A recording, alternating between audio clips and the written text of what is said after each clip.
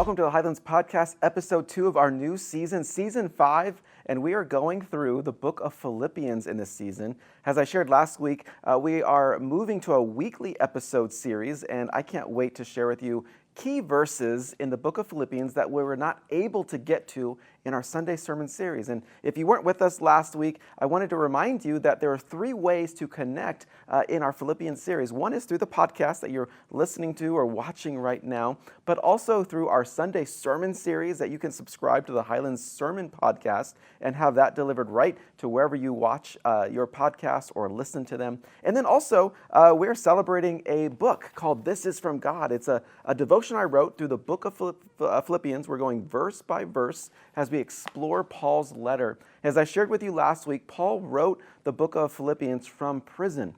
And in fact, he just was like, hey, I'm going to be in prison. I might as well do something for the Lord. And he began to put quill to paper and wrote out this incredible book to the church of Philippi and for us today. And so we're going to be looking at some various different verses each week as we explore further what Paul was sharing with the believers in Philippi and to you and I today. But there's a verse a little bit earlier in verse 20 that I want to focus on for our podcast. If you weren't with us last week, by the way, just so you know, we've moved locations for our podcast. We're making it a little bit more informal. You're in my office. It's like we're having a conversation as we're talking more about Philippians. But these are verses that we weren't getting to in our sermon, but we want to make sure that we still hit them because there's so much richness and depth in these verses. And so Philippians chapter 1, verse 20, Paul writes this. He says, "My eager expectation and hope is that I will not be ashamed about anything." But then he goes on to say, "But that now as always, with all courage, Christ will be highly honored in my body, whether by life or by death." What a powerful verse that Paul is writing. And I love what he's talking about because he's both spiritual but also realistic, because he's like, my eager expectation of myself is, but also my hope is that I will not be ashamed of anything. It's like Paul's kind of hedging his bets. He's like, yeah, I'm really not planning on being ashamed about anything, but I'm also hoping to not be ashamed about anything because all of us are imperfect. We all mess up, make mistakes. But I want to talk about that for a moment, about not being ashamed about anything. You know, the world attempts to shame us for everything, for what we believe, for what we stand for maybe a political view or a spiritual view, maybe even a sports team that you root for. There's all kinds of ways that the world will try to shame you. But I want you to know that probably the person who is most responsible for shaming ourselves is actually us. Because we carry that in us as we are just so embarrassed maybe by things that we do. We are embarrassed by things that nobody else knows. And Paul's reminding us, he's saying you can have an expectation and a hope in you that you won't be ashamed about anything. Because the enemy wants you and I to carry shame. He wants us to carry this idea that we are just always having to hide in shame and embarrassment. It happened in the garden with Adam and Eve in Genesis chapter 3, where they were walking in shame because of what they had done by eating the forbidden fruit. And Paul's reminding us and saying, hey, the goal here, our expectation for ourselves, is that we would not walk or live in shame. I think about I'm raising daughters currently. One's in college and one is in high school, and I've told them probably 2,000 times or more growing up, and we've always had this little phrase that we've said in our house of "don't be shady." Don't be shady. It wasn't because I was raising shady girls. It was just because the world is shady. And what happens when you are shady is shame follows. Sure, you can cut some corners on maybe some personal finance or even in your relationships or your marriage or your parenting. But when you cut corners, when we're even shady in those areas, shame will always follow. That's why John writes in 1 John, over and over and over, walk in the light as he's in the light. Walk where Jesus is, and it's always going to be in the light. Jesus doesn't live in the shadows, and he's not calling us to live in the shadows or in the dark corners. He's calling us into the light. I remember when I was young, I love sports, I still do, but I always had this bad habit of playing sports in the house. And maybe moms, you know, raising boys, or maybe perhaps you have a daughter who's into sports, but I always was throwing baseballs in the house, tennis balls, footballs, basketballs, all kinds of things. There was balls flying all over the house when I was growing up, and my mom was always careful to tell me, Jeremy, there is this vase on the table that you cannot break. Do not play sports in the house. This is very special to me. And my mom was adopted. She didn't have very many things from her biological parents, but there was this vase that she had that was so meaningful to her. Well, you know where the story is going. Unfortunately, my mom was not there, and I was playing in the house again. I was probably maybe 8 or 9 years old or so, and just throwing this little football around and just kind of playing. And as you can imagine, I throw that football a little bit too far.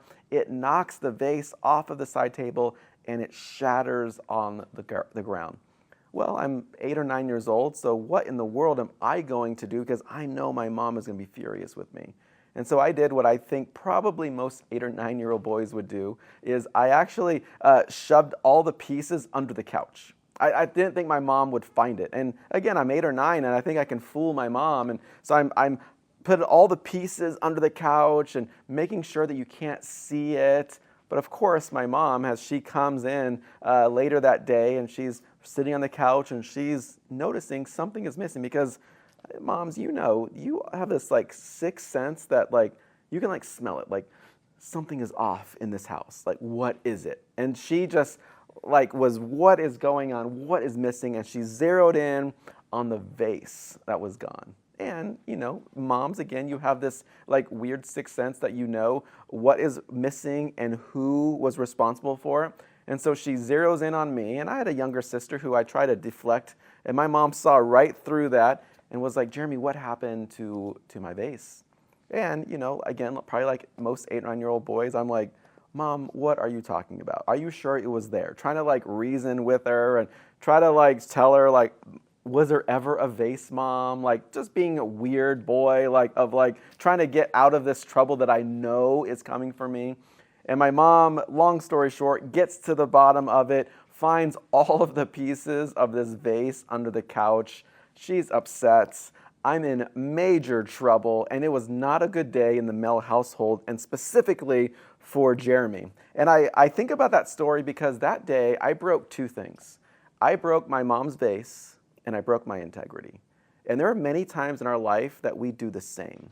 We break our spouse's trust with maybe innocent flirting that we think, but it leads to something greater. We break our kids' trust by a decision that we make as a parent to our kid that we know was not godly, and it breaks our integrity, and it brings shame into our life. We break this all the time with family, with friends, with people that are around us, that we are not living in the light.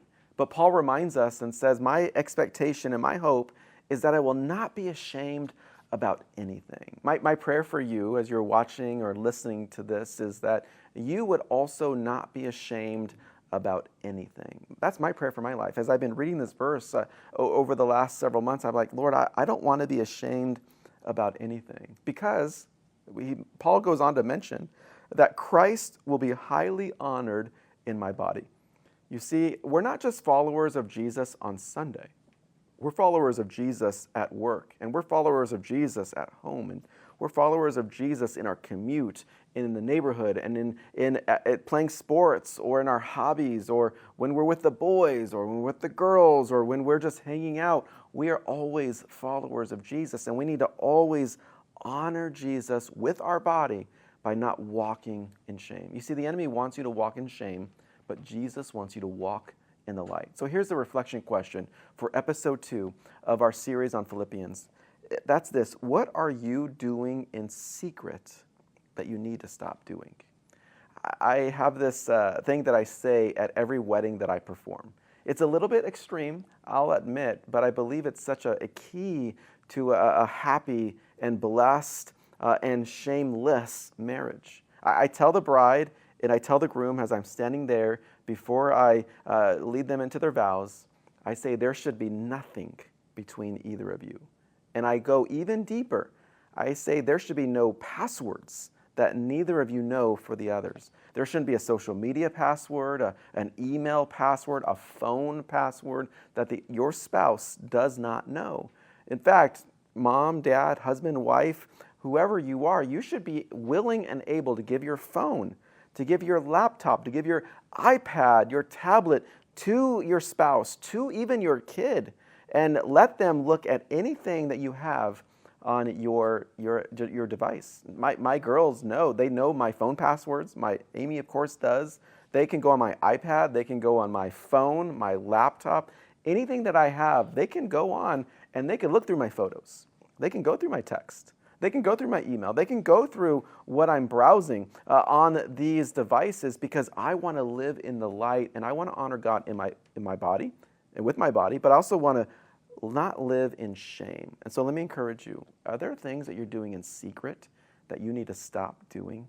I believe that if you're struggling with this, I think the next step for you is to get some accountability. Perhaps it is admitting to maybe a trusted friend.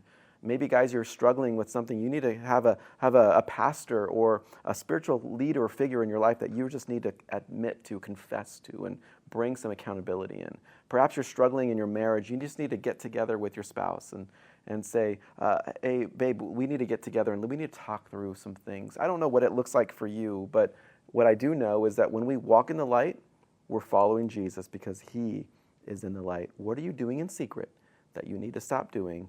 Let's make sure to honor Jesus with our bodies, but also not be ashamed about anything. What a great verse Philippians 1:20 is. Thank you for joining us for episode 2 of the Highlands Podcast. I hope this has been encouraging to you. If it has, make sure you share this with somebody, subscribe to our podcast. We are so grateful that you would join us for this. I can't wait to see you in episode 3 of the Highlands Podcast as we continue on in the book of Philippians. God bless. I'll see you next week for episode 3.